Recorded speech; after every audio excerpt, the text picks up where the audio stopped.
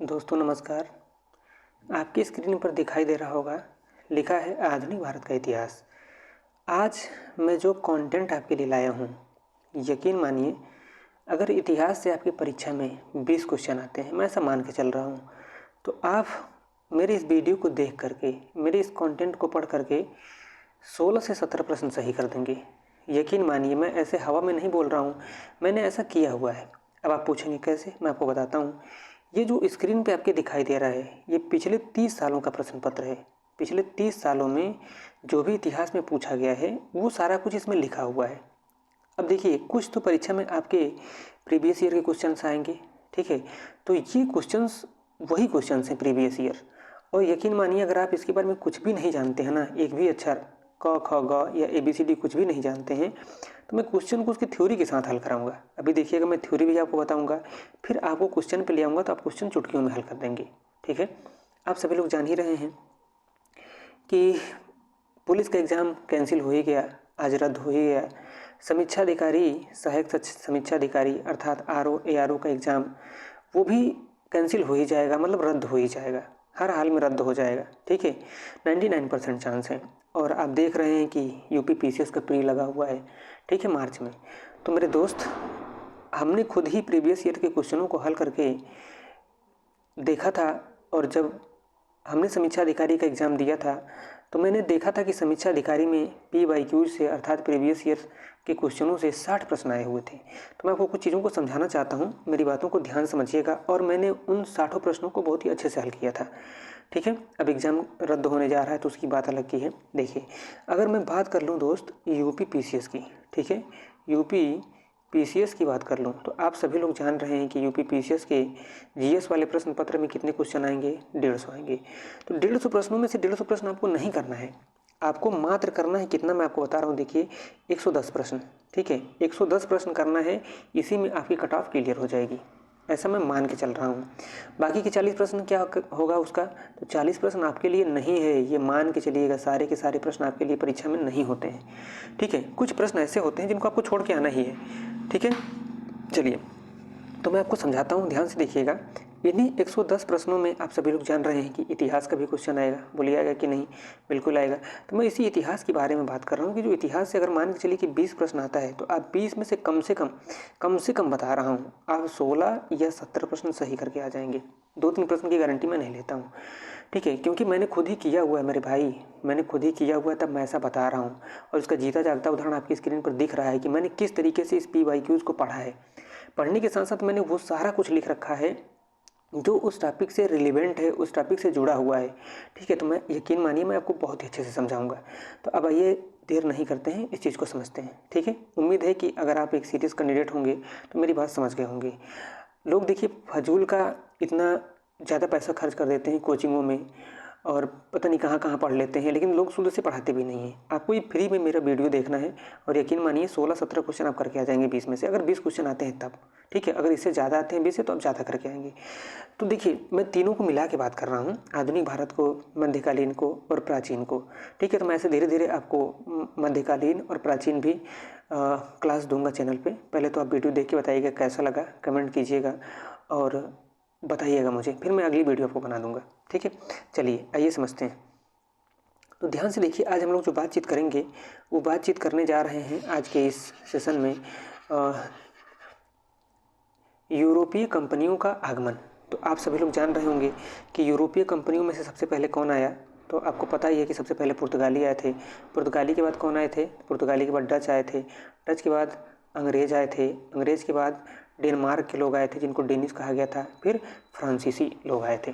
थोड़ा सा मैं असहज महसूस कर रहा हूँ लिख पाने में, 1-2 दिन में धीरे धीरे प्रैक्टिस हो जाएगी लिखने की, तो मैं बहुत अच्छा लिख दूंगा, हालांकि मैं कोशिश करूंगा, ठीक है। चलिए, आप कोऑपरेट करिएगा। तो मैं यहाँ पर लिखता हूँ कि सबसे पहले देखिए आया कौन था। तो सबसे पहले P का मतलब है पुर्तगाली, ठीक है, पुर्तगाल के लोग आए थे। तो मैं यहाँ पर लिखता हूँ कि सबसे पहले आए पुर्तगाली लोग, ठीक, पुर्तगाली। पुर्तगाली के बाद इस D का मतलब क्या है, तो इस D का मतलब आप देखेंगे, इस D का मतलब हो गया डच, ठीक है। पुर्तगालियों के बाद डच आए। फिर इस A का मतलब क्या हो गया, तो इस A का मतलब अंग्रेज आए। अब मैं आपको बताऊं ना, सुनिए, मैंने देखा है कई लोगों को पढ़ाते हुए, वो लोग बताते हैं कि पुर्तगाली क्यों आए, फिर डच क्यों आए, फिर अंग्रेज़ क्यों आए। मेरे भाई, मैंने 30 साल का प्रीवियस ईयर बहुत अच्छे से हल किया है और उसी का देन था कि आरव मैंने बहुत अच्छे क्वेश्चन किए थे, जो प्रीवियस ईयर के आए थे वो सारे क्वेश्चन मैंने कर दिए थे। ठीक है, अगर एग्ज़ाम रद्द नहीं होता है तो मेरा सिलेक्शन हो जाएगा हर हाल में। ठीक है, क्योंकि मैंने बहुत अच्छा किया था। तो देखिए मैं आपको बताता हूँ, वो सब हमारे काम का नहीं है। मैंने प्रीवियस ईयर पढ़ा तो देखा कि वो तो हमारे परीक्षा में कहीं पूछा ही नहीं गया प्रीवियस ईयर में, तो मैं उसको क्यों पढ़ूँ। कुछ तो दुनिया वाली कहानी की कैसे अधिकार हो गया उनको, उनका फिर किस तरीके से भारत की खोज हुई, ये सारा हमारे काम का नहीं है। ये छोटे छोटे एग्जामों में आता है। आप छोटे एग्जाम की तैयारी नहीं कर रहे हैं, तो जो आपके परीक्षा के लिए इंपॉर्टेंट है, जहाँ से क्वेश्चन बनते हैं, मैं वही आपको पढ़ा रहा हूँ। ठीक है, चलिए अब देखिए, तो इस ए का मतलब हो गया अंग्रेज और इस डी का मतलब हो गया डेनमार्क के लोग आए थे। ठीक है, जिनको डेनिश बोलते हैं। और इस एफ का मतलब हो गया दोस्त फ्रांस के लोग आए थे, जिनको हम फ्रांसीसी बोलते हैं। क्या बोलते हैं बताइए, फ्रांसीसी बोलते हैं। तो ये लोग इस तरीके से भारत में आए थे, इनके आने का क्रम है। अभी आप देखिएगा प्रीवियस ईयर में पूछेगा, मैं आपको दिखाऊंगा क्वेश्चन, पूछेगा कि कौन पहले आया था, उनके क्रम को सही से लगाइए। ठीक है, यही बहुत सारे लोग नहीं जानते हैं। तो देखिए सबसे पहले पुर्तगाली आए, फिर डच आए, फिर कौन कौन आया मैंने आपके सामने लिख दिया है। तो ये क्रम भी लगाने के लिए आया हुआ है। और कहाँ आया मैं बता दूं आपको, यूपी का जो ये क्या बोलते हैं पीसीएस जो कराता है ना आयोग, उस आयोग में आया हुआ है। आप जान रहे होंगे कौन सा आयोग है, उस आयोग में आया हुआ है। अब चलिए, तो इनसे जुड़ा हुआ क्वेश्चन क्या पूछा जाता है, इनसे जुड़ा हुआ क्वेश्चन पूछा जाता है कि ये सभी लोग जो है आए तो सबसे पहले अपनी कंपनी की, मतलब कंपनी के लिए कोठी कहाँ कहाँ पर खोले थे। तो इनसे जुड़ा हुआ क्वेश्चन यही पूछा जाता है। तो मैं आपको दिखा देता हूँ। चलिए, तो अगर मैं बात करता हूँ पुर्तगालियों की मेरे दोस्त, तो पुर्तगाली जो थे वो सबसे पहले क्या करते हैं कि अपना जो है फैक्ट्री खोलते हैं।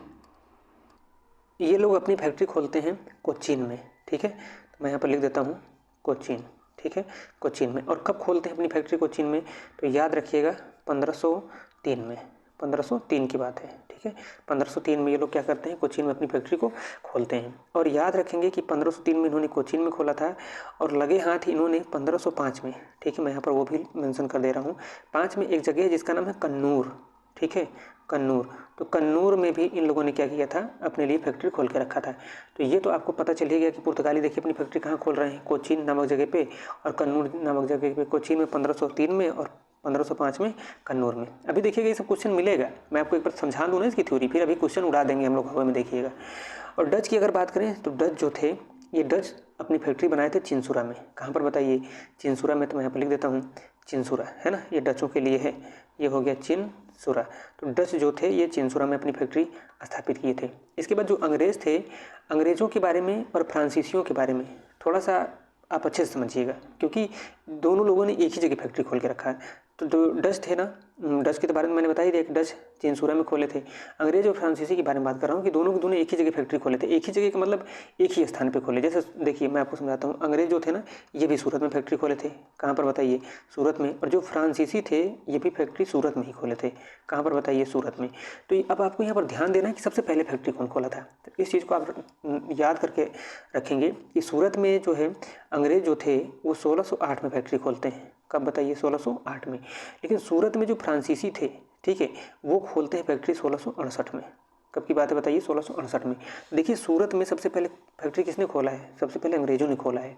फिर अंग्रेज़ों के बाद किसने खोला है, देखिए अंग्रेज़ों के बाद खोला है किसने बताइए, फ्रांसीसियों ने। तो ये आपको याद रखना है। ऐसे मैं आपको बता दूं, अगर डेनमार्क के लोगों की बात करूं तो डेनमार्क के लोग, एक जगह था मेरे भाई जिसका नाम था ट्रांकेबार। मैं लिखे दे रहा हूँ यहाँ पर, क्या नाम था बताइए, ट्रांकेबार। ट्रांकेबार नामक एक जगह थी, उसी ट्रांकेबार नामक जगह पर 1620 में, कब की बात है, तो ये बात है 1620 की। 1620 में जो है डेनमार्क के लोगों ने अपनी फैक्ट्री खोला था।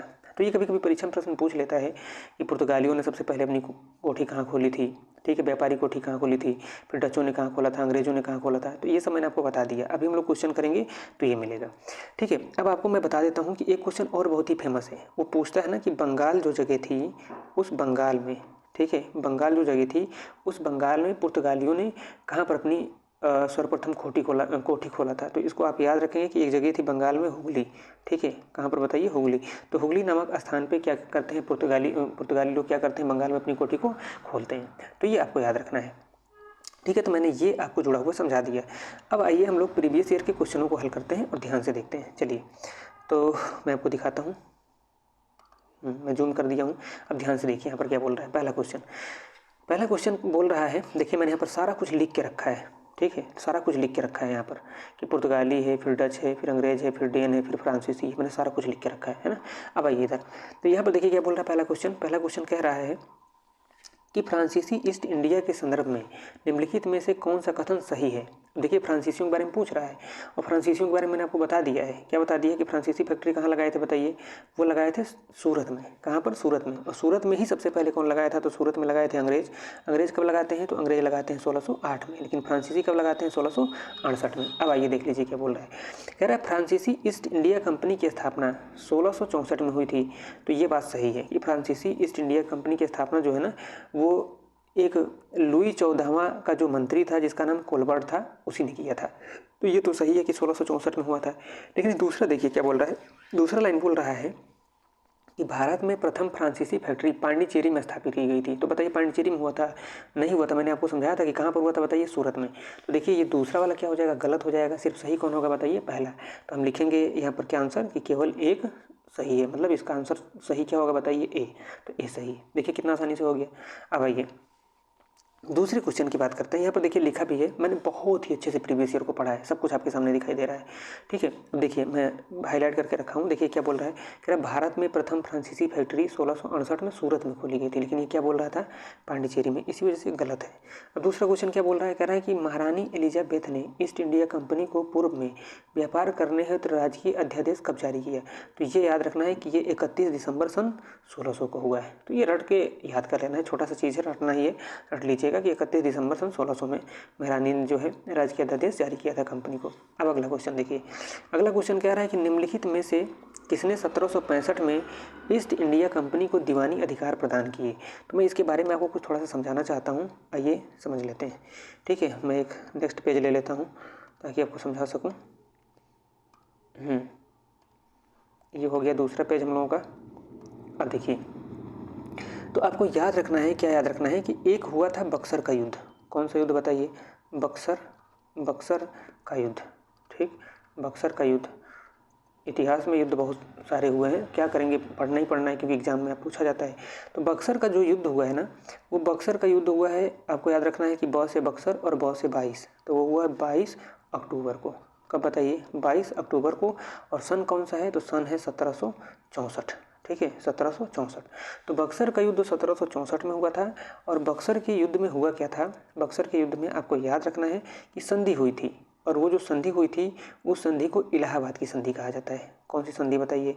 इलाहाबाद। तो मैं आपको लिख देता हूँ, इलाहाबाद की संधि हुई थी। अब ये युद्ध क्यों हुआ था उसके पीछे नहीं जाना है, वो सब हमारे काम का नहीं है अभी, जो हमारे काम का बस वही पढ़ रहे हैं। तो इलाहाबाद की संधि हुई थी, तो मैं यहाँ पर लिख देता हूँ कि संधि हुई थी मेरे दोस्त इलाहाबाद की। अब इलाहाबाद की जो संधि है ना, वो 2 चरणों में हुई थी, तो ये चीज़ आपको याद रखना है। ठीक है, 2 चरणों में। एक संधि हुई थी 12 अगस्त को, ठीक, 12 अगस्त को हुई थी, और सन चल रहा था 1765। और एक जो संधि हुई थी वो हुई थी 16 अगस्त को। ठीक है, 16 अगस्त को हुई थी और 1765 की ही बात है। ठीक है, 12 अगस्त को हुई थी और 16 अगस्त को हुई थी। तो आपको याद रखना है कि इन्हीं संधियों में क्या हुआ था कि जो मुगल सम्राट था जिसका नाम था शाह आलम द्वितीय, क्या नाम था बताइए? शाह आलम द्वितीय। तो मैं ऐसे लिख देता हूँ, शाह आलम सेकंड। ठीक है, शाह आलम द्वितीय जो मुगल बादशाह था, ठीक है, मुगल सम्राट था, इसी ने क्या किया था कि क्वेश्चन पूछ क्या रहा था? क्वेश्चन पूछ रहा था निम्नलिखित में से किसने 1765 में ईस्ट इंडिया कंपनी को दीवानी अधिकार प्रदान कर दिया? तो यही वो सम्राट है। ठीक है, इसने ही क्या किया था? 1765 ईस्वी में ईस्ट इंडिया कंपनी को दीवानी अधिकार प्रदान कर दिया था। ठीक है, शाह आलम द्वितीय ने। तो उम्मीद है कि ये चीज़ आपको समझ में आ गई होगी। अब आइए हम लोग बात करते हैं तीसरे क्वेश्चन के बारे में। ठीक है, तीसरा क्वेश्चन देखिए क्या बोल रहा है। कह रहा है कि भारत में प्रथम पुर्तगाली गवर्नर कौन था? प्रथम पुर्तगाली गवर्नर पूछ रहा है कि भारत में कौन था। तो चलिए मैं इस चीज़ को भी आपको समझा दे रहा हूँ। ठीक है, हाँ, तो आपको याद रखना है, देखिए पुर्तगाली गवर्नर में आपको याद रखना है कि भारत में वैसे सबसे पहला जो पुर्तगाली गवर्नर आया था वो आया था अल्मीडा। ठीक है, कौन आया था बताइए? अल्मीडा। तो मैं यहाँ पर लिखे दे रहा हूँ कि जो सबसे पहला पुर्तगाली गवर्नर आया था वो आया था अल्मीडा। अब अल्मीडा की खास बात क्या है? देखिए अल्मीडा की खास बात है कि इसने जो है भारत में शांत जल की नीति को अपनाया था। ठीक है, कौन सी नीति को? शांत जल की। मैं आपको समझाता हूँ कि अभी ये क्या है। तो शांत जल की नीति को ही ब्लू वाटर पॉलिसी बोला जाता है। ठीक है, तो इसी शांत जल की नीति को ब्लू वाटर पॉलिसी भी कहा जाता है। और देखिए अल्मीडा के बाद एक और पुर्तगाली गवर्नर था जिसका नाम था अल्बुकर्क।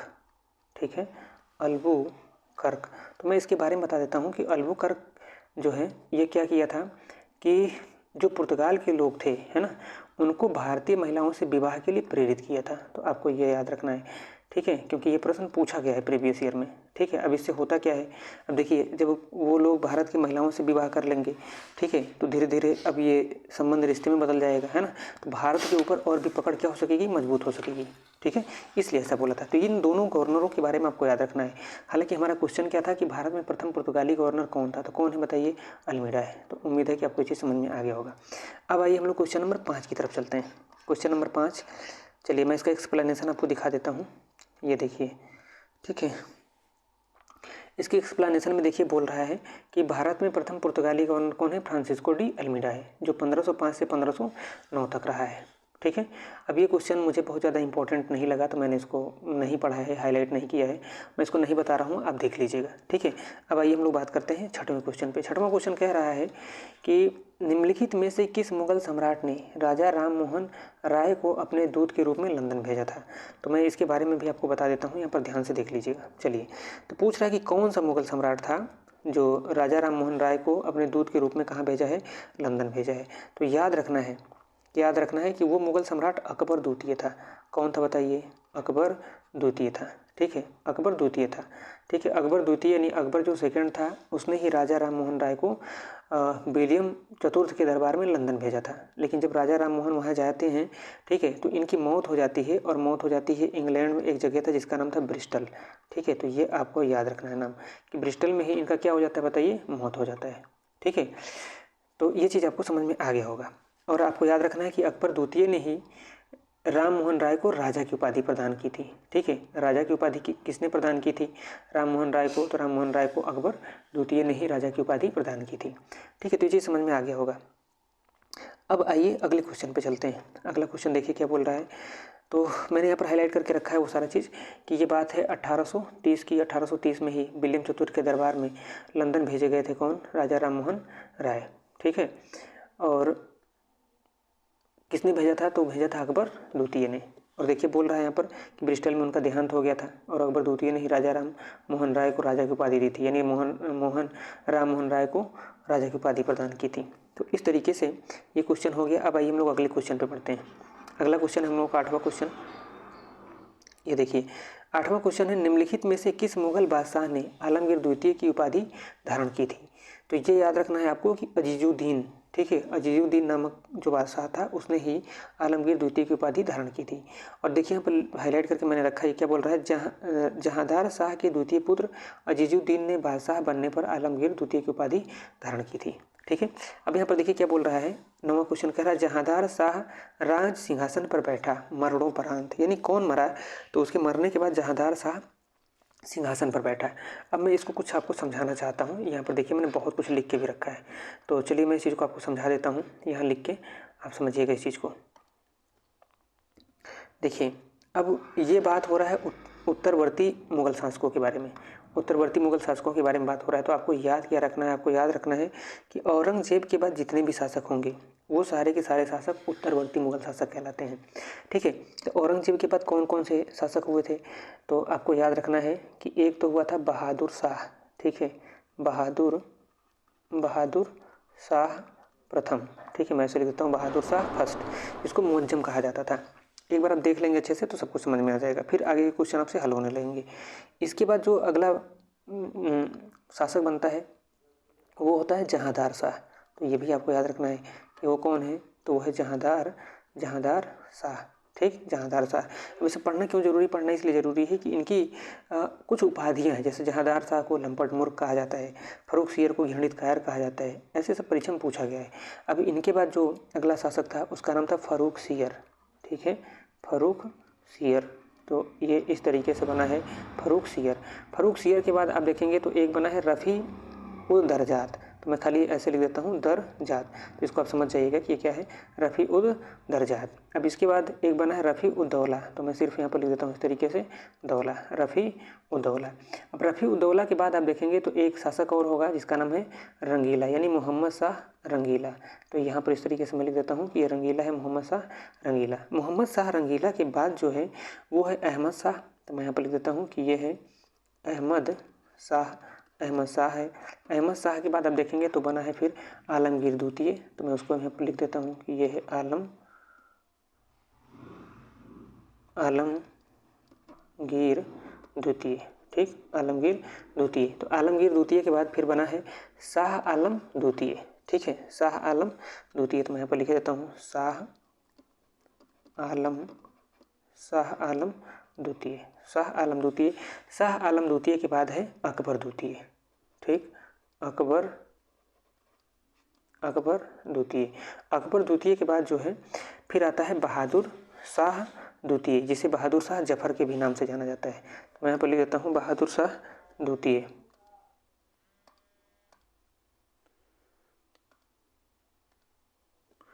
तो अंतिम जो उत्तरवर्ती मुगल शासक था वो था बहादुर शाह द्वितीय। तो मैं यहाँ पर लिख दे रहा हूँ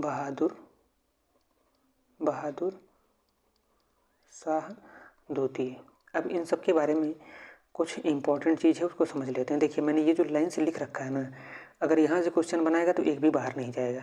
और इस बार जो RO का पेपर हुआ था उसको उठा के देख लीजिएगा, GS का पेपर, यहाँ से इन शासकों के क्रम को मिलाने के लिए आया हुआ था, इन शासकों को लगाने के लिए आया था क्रम से कि किसके बाद कौन आया।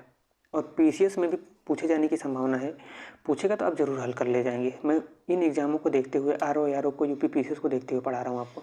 ठीक है, अब ध्यान से देखिए, बहादुर शाह जफर के बारे में बोला गया है कि ये शाह बेखबर हैं। ठीक है, कौन है बताइए? शाह बेखबर। ठीक, अब शाह बेखबर क्यों बोल दिया गया? ये राजपाट के कार्यों के प्रति बड़े लापरवाह रहते थे। ठीक है, इनको कोई खबर ही नहीं रहती थी, तो कह दिया गया कि शाह जो हैं, मतलब बहादुर शाह जो हैं, वो शाह बेखबर कह दिया गया इनको। ठीक है, ऐसे ही जहांदार शाह जो है, इस जहांदार शाह को कहा गया था लंपट मूर्ख। देखिए क्या बोला जा रहा है, लंपट मूर्ख। और भी बहुत कुछ है इन लोगों के बारे में, जो काम की चीज़ है मैं बस वही बता रहा हूँ, फालतू नहीं। ठीक है, फर्रुख सियर के बारे में है कि फर्रुख सियर को कहा जाता है घृणित कायर। क्या बोलेंगे इसको? घृणित कायर। तो ये आपको याद रखना है कि फर्रुख सियर को कहा जाता है घृणित कायर। ठीक है, इस तरीके से फिर आपको याद रखना है कि जो रफ़ी उद्दौला है, इस रफ़ी उद्दौला को कहा जाता है शाहजहाँ द्वितीय। क्या बोला जाता है? शाहजहाँ। ठीक है, आपको याद रखना है कि इसको शाहजहाँ बोला जाता है और द्वितीय, तो मैं यहाँ पर ऐसे लिख देता हूँ सेकंड, शाहजहाँ द्वितीय बोला जाता है। फिर आपको याद रखना है कि जो रंगीला है ना, इस रंगीला को बोला जाता है रोशन अख्तर। ठीक है, क्या बोला जाएगा बताइए? रोशन अख्तर। तो मैं यहाँ पर लिख देता हूँ रोशन अख्तर। ठीक है, रंगीला का पूरा नाम था मोहम्मद शाह रंगीला। तो ये आपको याद रखना है। इसके बाद मैंने कुछ और भी लिख रखा है इसमें, मैंने देखिए प्रीवियस ईयर बहुत अच्छे से पढ़ा है और एक भी क्वेश्चन मेरा छोड़ता नहीं पेपर में आता है, तो मैं वो सब कुछ आपको सिखा रहा हूँ। जैसे मैंने वहाँ पर टाइम लेके पढ़ा है ना, ऐसे आपको टाइम लेके थोड़ा सिखा रहा हूँ, ध्यान से आप देख लीजिएगा। ठीक है, अब देखिए आपको याद रखना है कि जो यहाँ पर इस तरीके से आपको याद रखना है फिर कि क्या बोलते हैं, जो शाह आलम द्वितीय है। ठीक है, शाह आलम द्वितीय के बारे में आपको याद रखना है कि शाह आलम द्वितीय के समय, तो याद रखना है आपको कि जो शाह आलम द्वितीय है, इसी शाह आलम द्वितीय के समय पानीपत का जो है तीसरा युद्ध हुआ है। तो मैं यहाँ पर लिख देता हूँ कि पानीपत। ठीक है, पानीपत का जो थर्ड वार हुआ है वो किसके समय हुआ है? शाह आलम द्वितीय के समय हुआ है, तो ये आपको याद रखना है। फिर ये अकबर द्वितीय के बारे में आपको याद रखना है कि ये अकबर द्वितीय जो है, ये अंग्रेज़ के संरक्षण में बनने वाला प्रथम बादशाह है। ठीक है, ये अंग्रेज़ों के संरक्षण में बना हुआ है, ये आपको याद रखना है। ये अंग्रेज़ों के संरक्षण में पूछा जा सकता है आपसे कि ऐसा कौन सा मुगल शासक था जो अंग्रेज़ों के संरक्षण में बादशाह बना था, तो वो कौन है बताइए? अकबर द्वितीय है। फिर इस तरीके से आपको याद रखना है बहादुर शाह द्वितीय के बारे में कि इसको कहा जाता है, क्या कहा जाता है? बेताज बादशाह कहा जाता है। ठीक है, बेताज बादशाह कहा जाता है, ये आपको याद रखना है। फिर मैं आपको कुछ चीज़ों को और बताता हूँ। अहमद शाह के बारे में आपको याद रखना है कि अहमद शाह जब शासक थे ना, तो इनके समय इतनी मतलब स्थिति खराब हो गई थी कि इनको अपने जो है खर्च चलाने के लिए राज दरबार के बर्तन तक बेचना पड़ गया था। तो ये आपको याद रखना है कि इनको बर्तन तक बेचना पड़ गया था। ठीक है, तो ये सारा का सारा डाटा आपको याद रखना है। और ये सब क्या है बताइए? तो ये जो चीज़ मैंने लिख रखा है, ये सब उत्तरवर्ती मुगल शासक हैं। और ये कब की बात है? जब औरंगज़ेब की मृत्यु हो जाती है तब की बात है। उसके औरंगज़ेब के बाद के ही सारे के सारे शासक हैं, तो आपको ये याद रखना है। अब आइए मैं प्रीवियस ईयर के क्वेश्चन हल करके आपको दिखाता हूँ। देखिए प्रीवियस ईयर के क्वेश्चन में क्या पूछ रहा था, यहाँ ध्यान से देखिए। वो क्वेश्चन पूछ रहा था, देखिए पूछा गया है, यूपी पीसीएस में पूछा गया है, 2006 में पूछा गया है। क्या पूछ रहा है, कह रहा जहांदार शाह राज सिंहासन पर बैठा मरणोपरांत, यानी कौन मरा तो उसके बाद जहांदार शाह बैठा था। तो अब देख लीजिए, जहांदार शाह यहाँ पर रहा तो कौन मरा होगा, बहादुर शाह प्रथम मरा होगा, तब कौन मरा है बताइए, जहांदार शाह। तो इसका आंसर क्या जाएगा बताइए, बहादुर शाह प्रथम। तो देखिए अगर आपको ये याद है पूरा लिस्ट तो आप खटाक से इसका आंसर कर देंगे तुरंत। इसलिए मैं बोल रहा हूँ कि ये चीज़ आपको याद करना है, थोड़ा सा टाइम देके याद करना है, ठीक है। तो ये क्वेश्चन हमारा हल हो गया कि बहादुर शाह जो है यही मरा था, तो कौन बैठा था बताइए, जहांदार शाह बैठा था। अब अगला देखिए, बोल रहा है कि निम्नलिखित में से किस औरंगजेब के उत्तराधिकारी का शासन सबसे कम है। तो याद रखेंगे आप कि जो जहांदार शाह है इसी उत्तराधिकारी का शासन सबसे कम है। देखिए अब ये सब नहीं पढ़ाया जाता है। जब भी आप उत्तरवर्ती मुगल शासक के बारे में पढ़ेंगे तो इन सब की लिस्ट मैंने जो लाइन से यहाँ पर लिख रखा है आपको, ये सारा पढ़ाया जाएगा, लेकिन ये सब नहीं मिलता है और परीक्षा में ऐसे ही प्रश्न आते हैं। तो आपको ऐसे ही प्रश्नों की प्रैक्टिस करना है, ठीक है। तो आपको याद रखना है कि सबसे कम शासन किसने किया था, औरंगजेब का ऐसा कौन सा उत्तराधिकारी था, तो वो था जहांदार शाह। तो ये उम्मीद है कि आपको समझ में आ गया होगा। अब ध्यान से देखिए, अब बोल रहा है कि निम्नलिखित में से किस शासक ने उर्दू को राजकीय संरक्षण प्रदान किया था। तो वो शासक है मोहम्मद शाह, ठीक है, मोहम्मद शाह। अब यहाँ पर बात कर रहा है क्वेश्चन यूरोपीय कंपनियों का आगमन, ठीक है। अब मैंने देखिए नीचे ऐसे ही शॉर्टकट लिख रखा है, ठीक है। ये देखिए यहाँ पर लिख रखा है बंगाल के बारे में, तो मैं जब बंगाल आएगा तो वहाँ पर समझाऊंगा। अभी बोल रहा है यूरोपीय कंपनियों के आगमन के बारे में। तो यूरोपीय कंपनियों के बारे में मैंने आपको बता दिया है, तो एक बार चेक करते हैं। देखिए वीडियो थोड़ा सा लंबा हो जाएगा, आज मुझे समझाने में ज़्यादा टाइम लग गया, शुरू में समझाने में ज़्यादा टाइम लग गया, तो मैं दूसरी वीडियो में मैं यहाँ से बनाता हूँ, ठीक है। थोड़ा सा और स्पीड से पढ़ेंगे ताकि जल्दी से ख़त्म हो जाए। और अगर आप इस तरीके से प्रैक्टिस कर लेते हैं तो यकीन मानिए पेपर में जितने भी आपके क्वेश्चन आएंगे वो सारे क्वेश्चन आप हल कर ले जाएंगे। मैंने हर पेज पे अच्छे से लिख के रखा हुआ है प्रीवियस ईयर में, ठीक है। मेरा एक भी क्वेश्चन छूटता नहीं, आपसे भी नहीं छूटेगा। तो मिलते हैं अगली वीडियो में, अपना ख्याल रखिएगा और कमेंट करके ज़रूर बताइएगा कि वीडियो कैसा लगा, ठीक है। चलिए।